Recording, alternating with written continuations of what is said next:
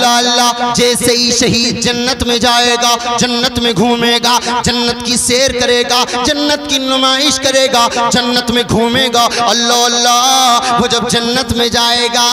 جنت سے واپس آئے گا، رب پوچھے گا او شہید بتا تو صحیح تجھے میری جنت میں کتنا مزہ آ رہا ہے، تو نے دودھ کی نہروں سے دودھ پیا ہے، شہد کی نہروں سے شہد چکھا ہے، بتا تو صحیح تجھے کتنا مزہ آ رہا ہے۔ اللہ اللہ وہ شہید کہے گا مولا میں نے تیری جنت سے بہت سی اشیاء کو چکھا، بہت سی چیزوں کو کھایا، مولا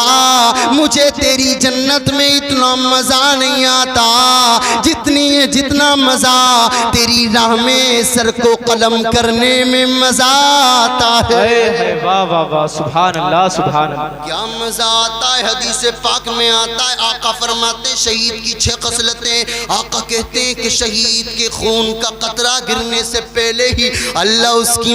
بخشش فرما دیتا ہے، واہ واہ واہ، سبحان اللہ بخشش فرما دیتا ہے، اللہ اللہ۔ اور دوسری خصلت یہ ہے کہ وہ مرنے سے پہلے، دنیا سے فوت ہونے سے پہلے جنت میں اپنا ٹھکانہ دیکھ لیتا ہے، اللہ اللہ۔ جہنم کی گھبراہٹ سے وہ محفوظ و مامون رہے گا، قبر کی گھبراہٹ سے وہ محفوظ و مامون رہے گا، قیامت کے دن سے وہ محفوظ و مامون رہے گا، اللہ اللہ۔ شہید کے سر پہ عزت و وقار کا تاج سجایا جائے گا، لوگ دیکھنے والے دیکھ کر کہیں گے مولا